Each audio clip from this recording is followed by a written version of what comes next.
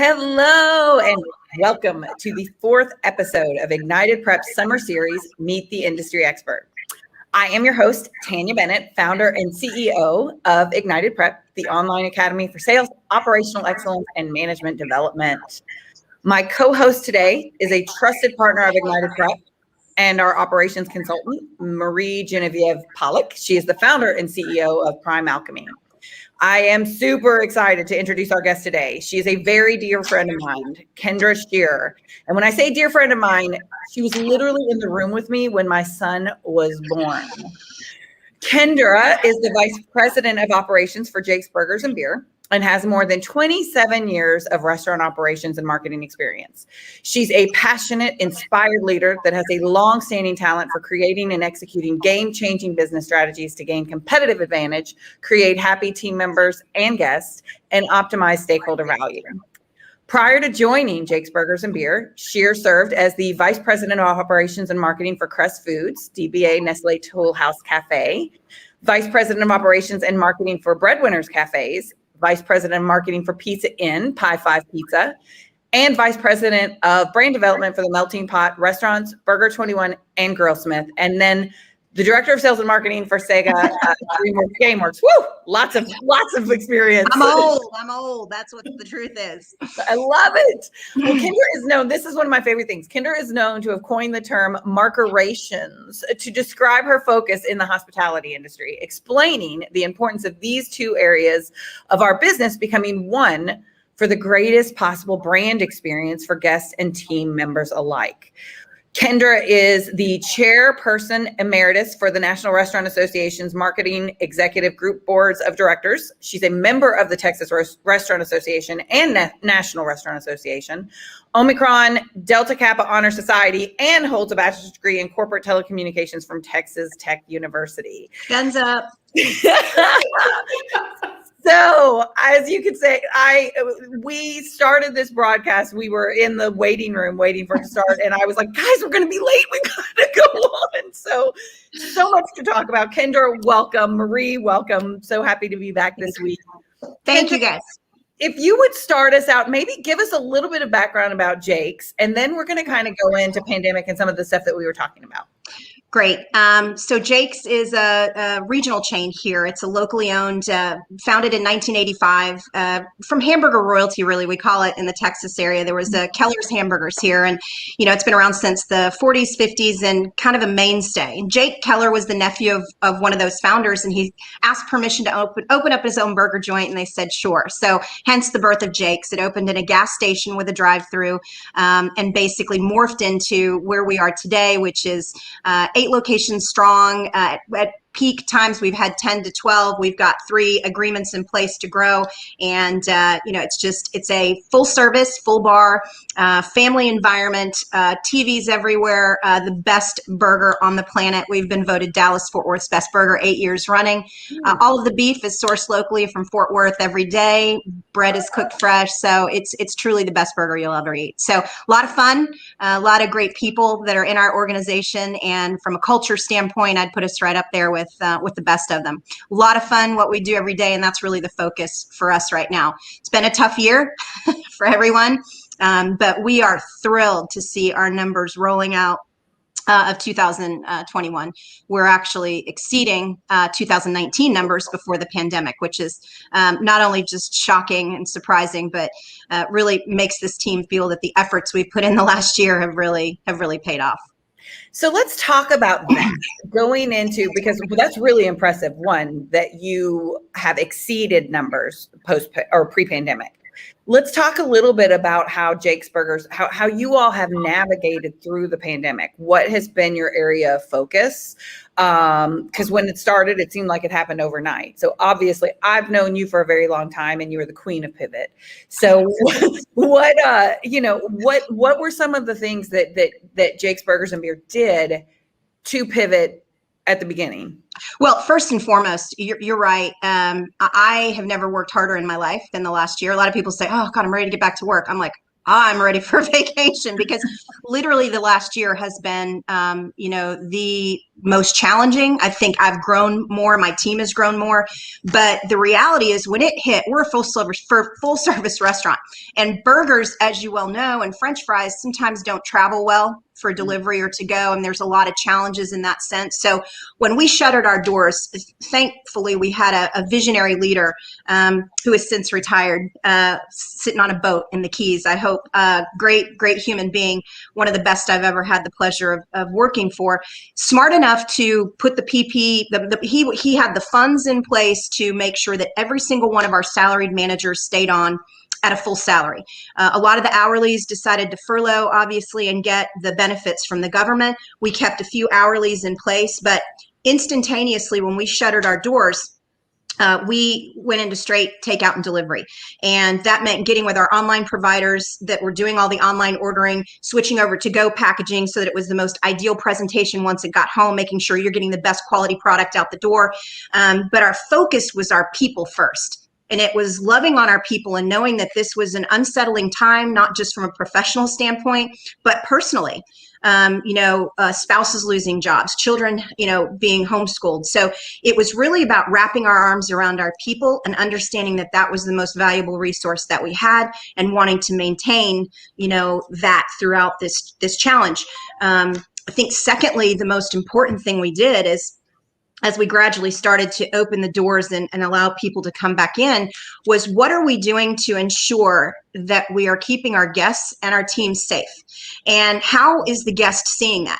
Meaning you're walking in the door, someone's in an orange vest, they are constantly sanitizing the building top to bottom, taking everything off the tables, and we are all digital menus, and we are creating just an environment where the guest feels, oh, this is safe. I feel like they're taking it seriously. And I believe it's the confidence that they had in us and our ability to provide that experience in a safe manner that really, continued to keep the business almost flat.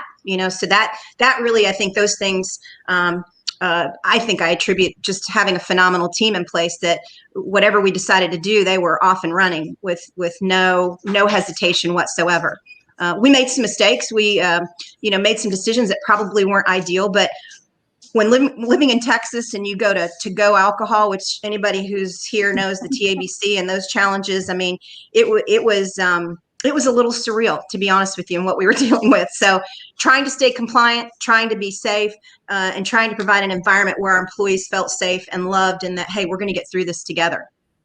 Well, and I think it's important to note, trying to be compliant, safe, all that overnight. Mm-hmm. It's not like you had any time to plan for it, right? Well, and our neighbors weren't. Our neighbors weren't. I saw jugs of crap walking outdoor. They didn't care. It's like it went into full-blown moonshine city. Nobody was, it was literally, what can I do to make a buck? And so, and we firmly believe that it was our integrity and the way we operated under pandemic should be, the most upstanding, focused, compliant. We just felt, karma is karma, and doing things the right way. I think, really it comes full circle. And I firmly believe that. We had guests upset in the beginning that we couldn't, sell a cocktail to go until the government said, okay, you can sell a cocktail to go. But we really felt that was the best way to approach our business. I'm very proud of that. I think that says a lot about the integrity of an organization. You had talked about how you really cared for your people. What was your communication strategy for them? Like, how often did you talk to them? Well, and Tanya knows this, I have an office I'm never in. We're in restaurants. So my team mobilized. We were in stores every single day, meaning I hit every store at least twice a week. Which it doesn't seem like a lot with 8 locations, but spending that quality of time. We had our managers in constant contact with our hourlies, checking on them, their health, their safety, how are you feeling? We had a few bartenders that wanted to continue to work, so they would come and help with to-go orders, and really anybody who wanted to work, we put them to work. If they wanted the hours and they needed the hours, we were cleaning restaurants. We had, line cooks that were coming in and scrubbing floors and doing walls and detail cleaning and anything we could find to do so that we could keep them busy. More importantly, I think it was just, our family, we have an email. It's called Jake's Herd, the Herd, and it goes out. And it was, I think, almost weekly emails and phone calls. The owner of our company would get on, and we would circle up with our managers and just have a very personal conversation. How's everybody feeling? How are your families? How are things going? What can we do for you guys? Who needs what? And it was really just that level of, it was almost like those Zoom family calls that you saw everybody having with those that they couldn't physically be with, was just temperature check and what do you need? We had a few team members that had family members that got very ill, and we fed those families. We child care for those families, anything we could do really to continue to show them that they were part of something just bigger than Jake's. It was, really we're a family. I think, people needed that reassurance then more than any other time. I mean, we need it every day, but to be in such a state of anxiety and, just not knowing what to expect with this insidious disease, what's coming around the corner. And that anxiety, that fear of the unknown, we felt it was our responsibility to step in and be a real support system, for our team. Over communication, definitely during an uncertain time like that, is crucial. And I think you showed it. I love Jake's Herd. I think that's something that we've heard every single week on, that those that really listened to their employees have stood out. Like, gone are the days where you can just make people feel like they're listened to, but they're not. Like, they know how to see through that now. I want to touch on something, though, that is, we were kind of talking about earlier. And you mentioned childcare, and that's where I want to go right now. We know studies are already showing the pandemic has been much more challenging on women in the workforce, as far as, it's been harder on them. More women have left the workforce as we go into this new phase where we're now living in an employee shortage. As someone like you who has rose through the ranks, worked their butt off, I've watched, how do we navigate forward, and how do we create a world, because you've worked the ranks, what was the world like going through pre-pandemic, just as a woman in general, and now post-pandemic, how can we become more inclusive, because the workforce truly needs women right now. They need everyone right now. Well, and I think I came up during a time that I was the only woman on several executive boards. I was the only female representation on leadership teams.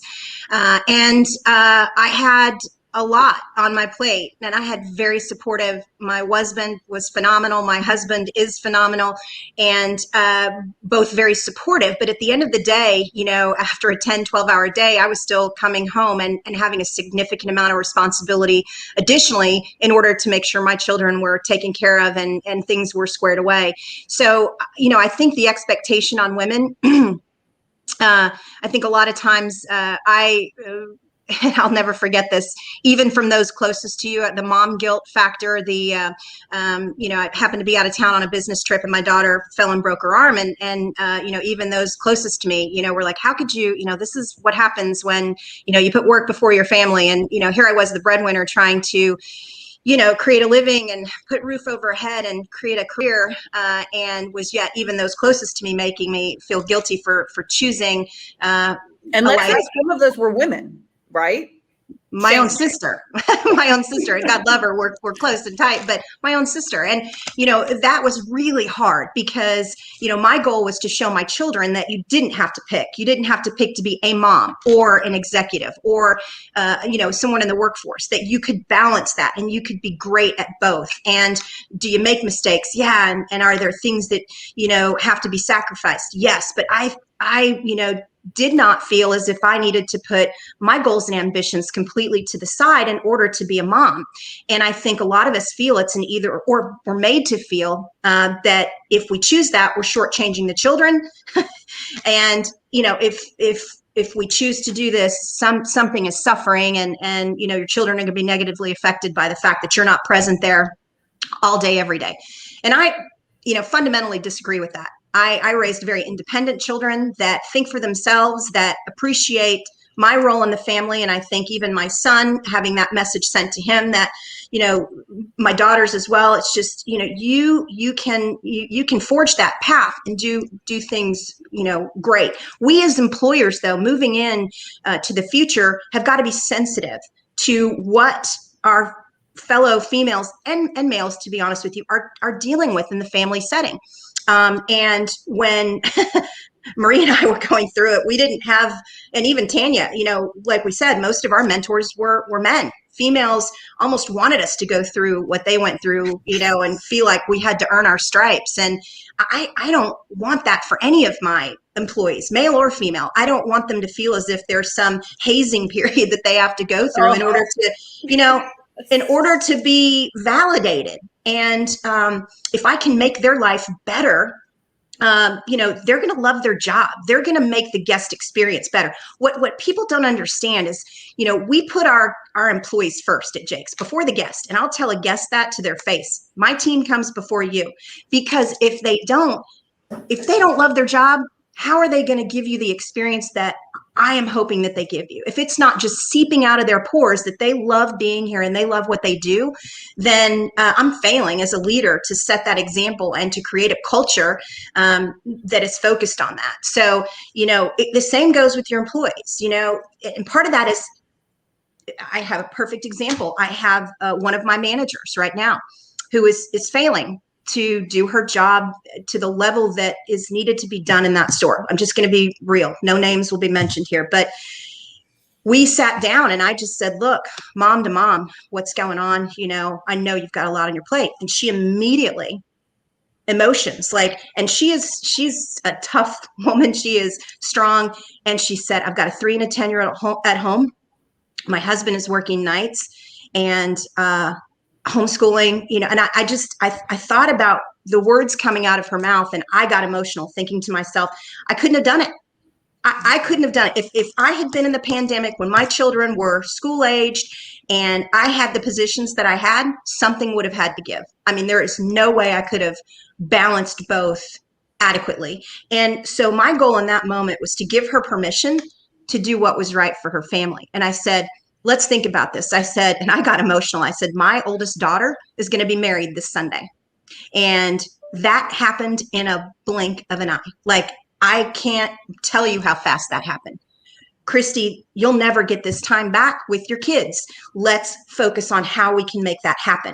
Now, does that mean you take on another role in our organization, or do we look outside the organization? I've got folks in the industry that are breakfast concepts that if you want to stay in operations, then let me help you get where you need to go in an operations setting that's more conducive to taking care of your kids and your marriage and your family first. And, that was a powerful moment because I gave that amazing person permission to let's make a decision as to what's going to work best for you. Quit putting Jake's before your family. Stop it right now. That's what you're doing. That's why you're not taking these interview options you're getting, and you're not looking at other options because you feel so loyal and obligated to Jake's. Well, we're not going anywhere. We'll be here forever. Whether you're with us or not, you're part of this family. You'll always be part of this family.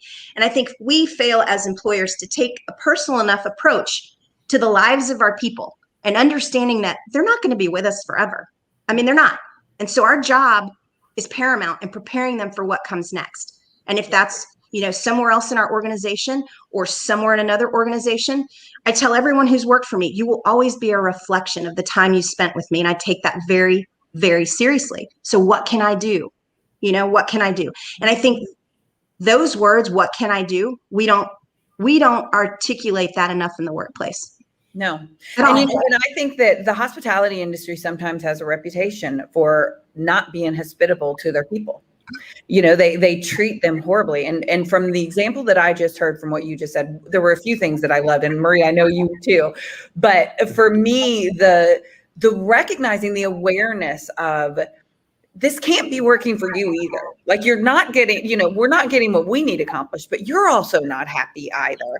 And really looking at, I think I saw a recruiter the other day that posted something that said, if you want loyalty, get a dog. I was like, yes, that's it. Right. I mean, but not many companies have that compassionate leadership that you just displayed. Most companies, some companies would be like, what we've been taught, what we have to unlearn, I think, and not just in the hospitality industry, but I think across the corporate world, is write them up, write them out.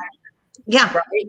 Oh, it's turn and burn. It's, they're not performing, get them out. Let's not even try to figure out if we can fix it. We don't have time. Let's get it. Let's go.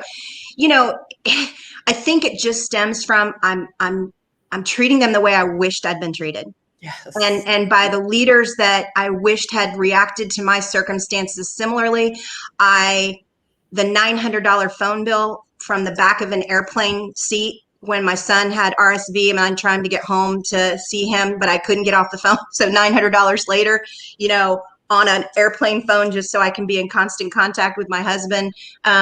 All those moments where, I wanted that validation that, hey, this is more important than us. You go do that. You're doing great. Go take care of that. Or, hey, what can we do to make your life easier? What can we do? Would it be better if you worked a 4-day flex week? And would it be great to have all those things that, I wished that, I had leaders that would have focused on making my life easier. So, and not just easier, but, just more enjoyable. And I would have worked, I worked hard, but I think you get a layer of loyalty, dedication, focus, tireless energy from folks that when you take care of your people, I mean, it's a fact. And that remains after they leave your organization. I still have people counting back on the times when, my teams were able to take care of them in ways. We had a line cook who lost his entire house in a fire, and CORE, a very great organization, came to the rescue, and just how you unite and take care of your people, I think will have lasting impact, not just on their lives, but it certainly does on our lives. And, it's treating those the way I wished I had been treated. Yeah. And that's truly breaking the glass ceiling. When we talk about breaking the glass ceiling, what you're doing is truly breaking it, because you're showing people how to show up not only for themselves, but for others, and then able to serve the people that are customers to your restaurant. And it shows, it's a reflection. And so I love that. So again, Tanya, another person I've fallen in love with. I know you got another stalker on your hands, Kendra. I want to touch a little bit on, because, last week when we ended our episode with EHS Hospitality, we were talking about rules, and the rules that have been in place for job seekers and in organizations. And some of those rules don't really make sense anymore. We still go by them because they've just always been. One of the rules we threw out there was resume paper. What's the damn point of resume paper in today's day and age, right? Like, so what are some of these rules? So when I look at this, and when you were mentioning flex time, and I read something yesterday, there's no doubt about it. The hospitality industry is on the precipice of a turnover tsunami. People are leaving it in troves, right? Because of, honestly, the way they've been treated, wages, and burnout, right? Because they were trying to stay alive. Let's face it, it's one of the largest employers in the country. Mm-hmm. As we navigate forward, and I know you are a very innovative leader, what are some of the things, are there any rules that you think are outdated, especially geared towards women? Since we're on this conversation, I would love to stay in the women realm. But what are some rules that you think are outdated, or even in the hospitality industry? I know that industry is different than, remote work, for example, isn't necessarily a thing that can be done in the hospitality industry. But right. Are there other ways and other rules that we can discard, and other ways that we can still innovate and be flexible to be more inclusive for women? Well, I think we're still very much a male-dominated industry. And I think there's just an assumption made by a lot of leaders that, for example, managers, even my own manager workforce is more male than female. There's just almost discounting women as being manager material because of the nights, and just the assumption that leaders make that a woman is not going to want to be. And in fact, even in the interviews, having had those questions asked that would never be asked to a male. So what if your child is sick? Okay, what if my child is sick? I mean, I'll make arrangements for my sick child. I back up, but those questions I think that we ask and that aren't asked to every single applicant, I think those need to stop. We're adults, and we as females, males, we understand what the job requirements are going to be when we're coming into that, and we're adult enough to know how to manage that. So don't assume that because I am a female that I'm going to be challenged in those areas, or make that assumption that, oh, if her kid's sick, she's going to call out, she's going to be the one that has to take care of the child. Not necessarily. So I think those kind of stereotypes need to fall away. And I think we just need to look at our work days. We have a very great quality of life at Jake's. My managers have 2 days off a week. We shoot for a 40 to 50 hour work week, 45. I mean, we're very flexible. If you scheduled 9 o'clock, you're usually out by 7. But if it's slow and you call your DM and you say, hey, can I cut out early? It's the flexibility. It's I guess, yes, your schedule is posted for a reason.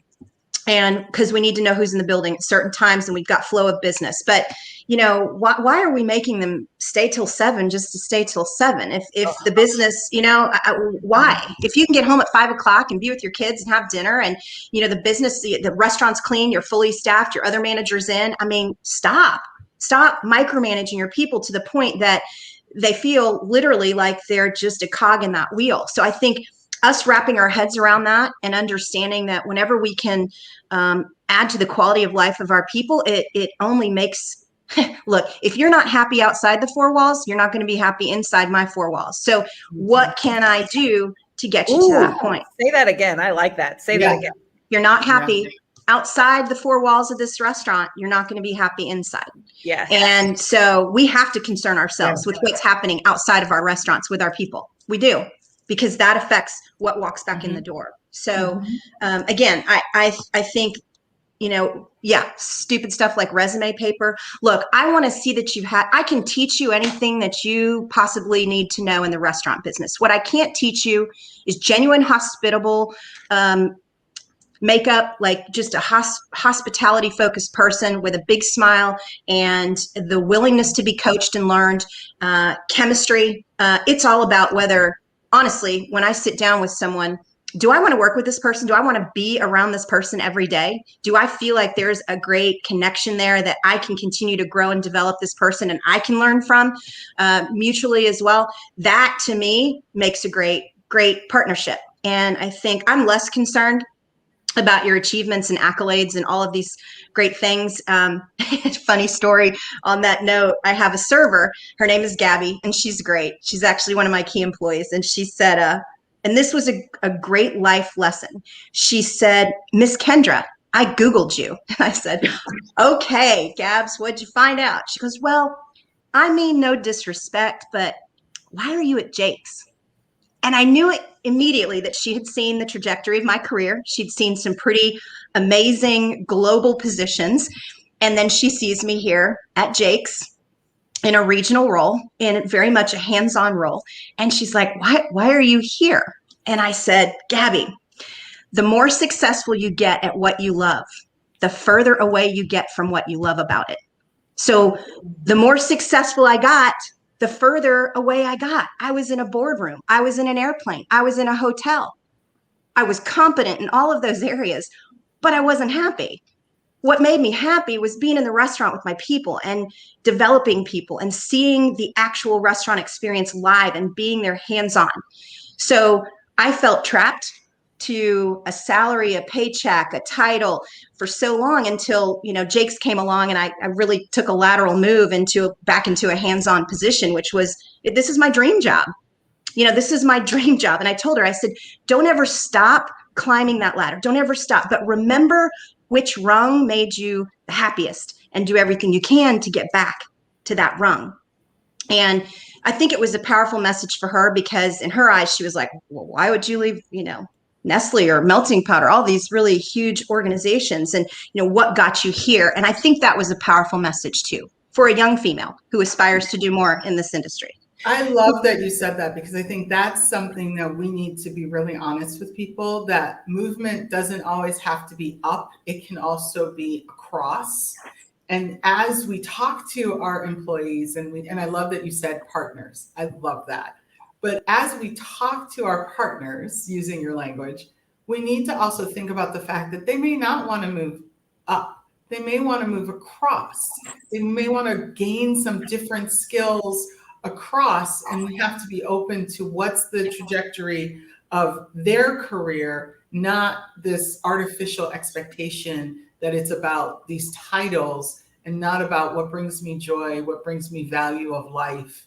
I love that you said that. Well, I think it's important. I think that, there are things that, nothing makes me happier. You guys are going to laugh. Nothing makes me happier than working the fry station on a Friday night in one of my restaurants. It is so much fun. And, people are like, what? But to me, to be back there with my guys and my gals and reconnecting, and just even if it's for 2 hours and I'm slinging fries and we're doing, that is some of the greatest joy that I get. And yes, I am probably the most overpaid fry cook that night, but I think that pays dividends beyond that with my team. It gives me street cred. Certainly it keeps my skills tight. But it also says to them, we're all in this. We're all of us are in this at this level. And I guess that's the biggest takeaway from the pandemic that I took away, was the level of buy-in and the shoulder to shoulder, and the how all in we are. I had my very own husband up prepping food, like not getting paid, just coming up because we're a family, and we had family members just coming up to help because it was that level of commitment as a family. We're all in, and we had a hashtag situation, which I was talking to my owner at the time, and we were just getting each other pumped up. And I said, let's freaking roll. I didn't say freaking, I'm going to be honest. And and the next day we're on a call. Hashtag. Yeah. No. The next day we're on a call with all of the GMs, everybody, all the leadership. And I am very professional, but I do kind of have a potty mouth sometimes. But he said Kendra coined the most perfect hashtag for this whole thing. And he just laid it out, and we all just started dying laughing. So now it's hashtag LFR was kind of our, kind of our call to arms. And certainly even when the ownership kind of transitioned, they were all about the hashtag LFR and laughed about that. And we've since coined, we're all in. We'll do it the right way. We're all in. We've got some great just culture pieces behind that. But, I want to comment on a couple of things, because, we've talked about a couple of weeks ago, we had Damon Lawrence, who he mentioned something that has stuck with us, which is the hospitality industry has a PR issue. No doubt, with your extensive background in marketing, there's no doubt it does. But there's a couple of things that you said that really stuck with me. One, my first job, which, let's face it, the hospitality industry for a lot of people were their first jobs. Mm-hmm. My first job was in high school, and I was a drive-through person for McDonald's, right? Loved it. That's where I got the feeling of, oh my gosh, the days go by so fast. We work fast, we work hard. It's fun. I'm meeting people. I'm laughing. Not like I'm shushed in a little cubicle. Obviously, I don't have an inside voice. So that was not a good place for me. But I remember every Sunday, our owner of that particular McDonald's would come in, and he would work on fries in his church clothes. That was my first example of, good leaders do that. Mr. Greer, to this day, I still remember him. And I look back at that situation thinking it really lifted all of the employees around. I was in high school, and I still remember to this day him coming in every single Sunday flipping fries. Mm-hmm. And so the other thing, though, is that I think the PR problem sometimes disturbs me with the hospitality industry. Scott Taylor, good old Scott, was on here 2 weeks ago.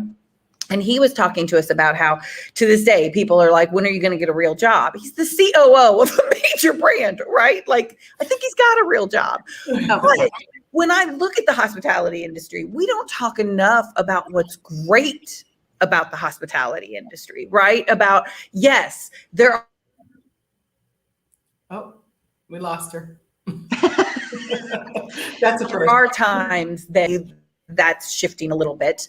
Right. But we don't talk enough. Oh, I think my internet is freezing. Okay. It's okay. We can hear you. Yeah. Okay, good. All right. We don't talk enough about all the great things, about how hospitality for me created my sense of urgency. And you can damn well bet when I got into sales, that's what took me to the top. Is no one was more proactive in approaches and getting back to clients and understanding needs. And I learned all of that from hospitality. No one was better to be able to soften conflict resolution, because when you're going to a table of hungry people, or you've got a server, or let's face it, if it was me that spilled a whole thing all over someone, you had to try to rectify it, right? Those are things that you don't get taught in just sitting in some office. And so it really sometimes bothers me. And how do we switch that perception? How do we, in your eyes, shift the PR problem that the hospitality industry has, especially coming out of this pandemic?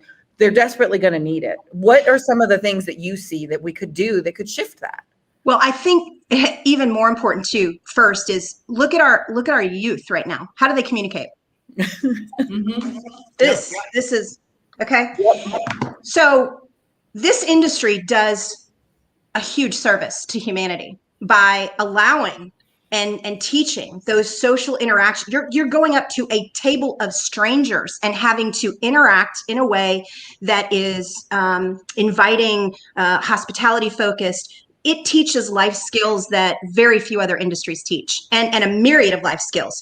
You've got, you've got so many things that this industry that we fail to talk about. And I'm in the same boat as Scott Taylor. People kind of, did I think I would be in the role that I'm in? No, I went to school. I was a radio DJ, maybe thought about law school. And, I was definitely finance focused. It was like, I just got a job waiting tables. And the next thing I know, I'm in management, and I can't get out. I tried to escape twice. I was a salesperson for Travel Host magazine. I escaped twice and was miserable. I think once you realize this is your calling, there's no going back.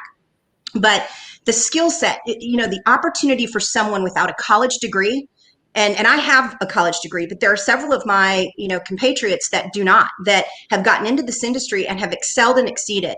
There are, very few chains, if any, anymore that require a college degree to go into management. What other industry can you see a trajectory possible without that college degree? If you choose not to get that degree, what are your options out there?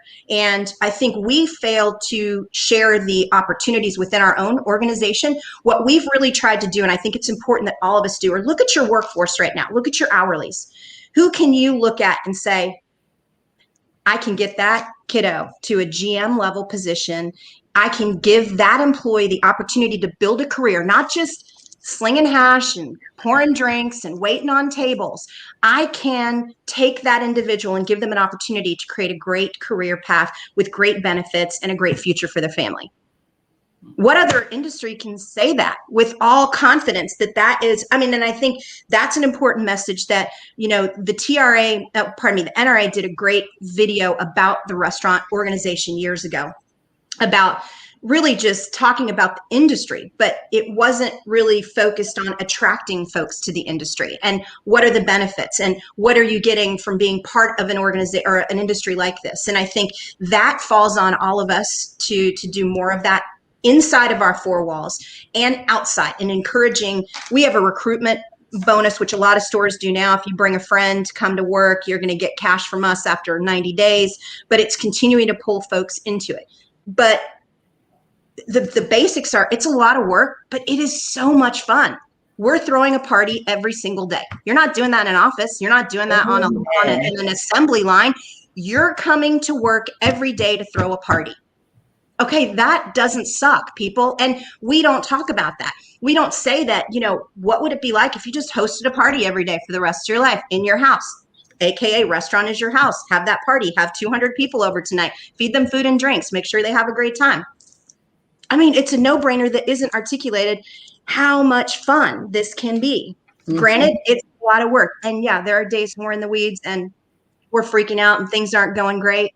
But death, for me, would be behind a desk. I personally couldn't do it. And there's a lot of people out there that feel the same way, that can't break through that. I think we also need to look at candidates that don't necessarily have restaurant experience. And I think that's another rule that needs to go out the window. So, oh, no full service experience. Nope, no, oh, just fast food. Really? Right. What if somebody is so anxious to get out of an industry that they can't stand and they are just built for this business? Don't let the lack of experience be a hindrance to get them in and teach them what you know, and let them take the ball and roll. There's a lot of similarities in other industries. And I think that's a big mistake we make. I'm guilty of it. I am so guilty of it. I've started to rethink post-pandemic because I know we're not getting a lot of these folks back as to how can I look at potential candidates differently. So that's a great one. That's a great one because I think that speaks to all industries. Right. You know, we're so focused on you've spent 20 years in this industry, and people can pivot. They can discover a different industry. And as long as they have the right, like you said, behavioral or personality, or you want to work with them, you can teach them the industry. Without a doubt. I have a great screening tool, and I'm a fan of screenings if they're good screenings and they kind of tell you where your strengths and your opportunities are. And I'm a big fan of it because what it does is it shows me potential. It doesn't show me, you know, it basically says to me, and then there's a young man who's a very new manager with us who scored very high on the strongest match. But yet has a lot of work to get to that point. All it shows me is potential. So what's great about that is anybody from any industry can show potential. And if they do, then how do we move that? And even those that are challenged in areas, it's all about self-aware. Are they self-aware of where their challenges are? Great. And that doesn't bother me because we're going to develop those together. We're going to go through those and help you develop. But it's a constant, you can't be lazy. You can't be a lazy leader in this industry. And that's where I think we make a mistake is, 10 years experience. I won't have to put much work into this one. Okay. And that's where we get into trouble, because I would much rather have someone with no experience and I teach you the right or my way to do it, than break all the old habits. You know what I'm saying? So again, I think, we can't be lazy. We can't be lazy. It's the ones we put the most work into that are going to yield the best output for themselves and certainly for the organization. So, what's funny too is that, I was one of these people, Kendra, that wanted to work my way up in the career, and exactly what you said, not realizing that working up got me out of what I loved. Right. And so I got to the top of the chain, being the director, but it was really crazy to me what I realized the difference between hotels, hospitality, and restaurants. And there is so much more, I think, of an opportunity to truly develop in restaurants than there ever is in a hotel. Because in a restaurant, it is such a confined space. And I think the expectation for managers is to be on that floor and to be developing people. And looking back now at my career, I realized, I thought that's what was going to be the rule when I got to be a director of sales at a hotel. No, they wanted numbers, more numbers, to talk about numbers, that made the numbers, that happened the numbers. And let's schedule a meeting to talk about a meeting, to plan a meeting for next week for that meeting, right? Right. You know what I'm talking about, right? The unproductivity. So that's the things, the PR spin of the restaurant industry doesn't have time for all that nonsense. No. You go in, you do your job, you have fun, you clean up, you go home, and you come back in and do it again, right? Exactly.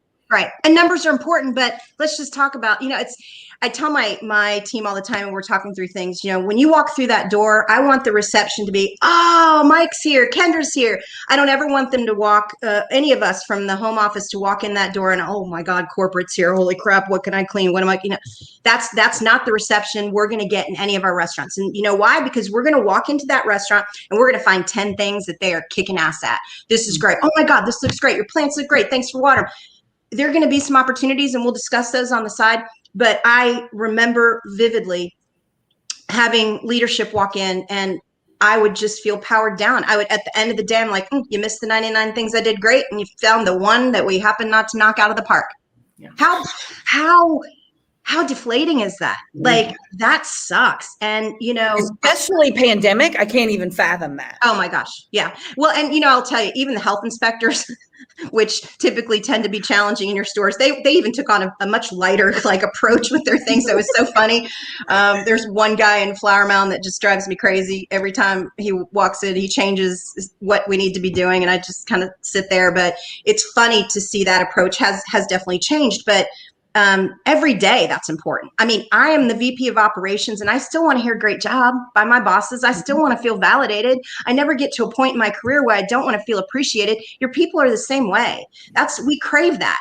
I want to feel like I am contributing and I'm doing a great job. And we need to give more of that to our people. And they will take the feedback, the development feedback, so much better if they've been given, it's that bank account theory, a lot of good deposits in your account. So when I have to take a little withdrawal, it doesn't hurt as bad. You don't go overdrawn, and I think that is the conversation we have every week with my district managers is, what are we doing to love on our people? Let's find some great stuff out there. Let's celebrate it. Let me know what the challenges and opportunities are, and we'll work through those together. That's what we're going to focus on. But we're not going to focus on the negative.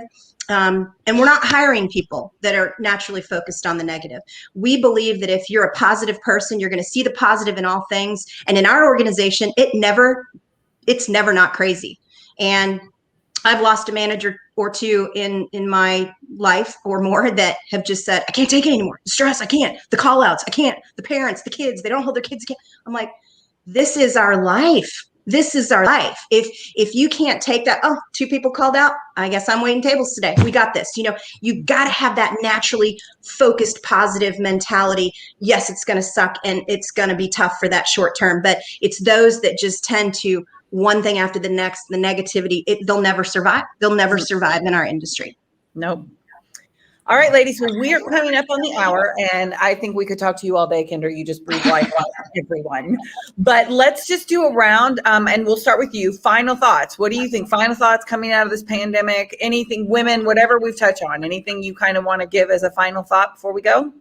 Well, I want to encourage everybody that, what we've been through has forever indelibly bonded all of us in society, in our industry. And I think to remember the importance of what we are here on this planet to do. When I came on board with Jake's, we didn't have a cause.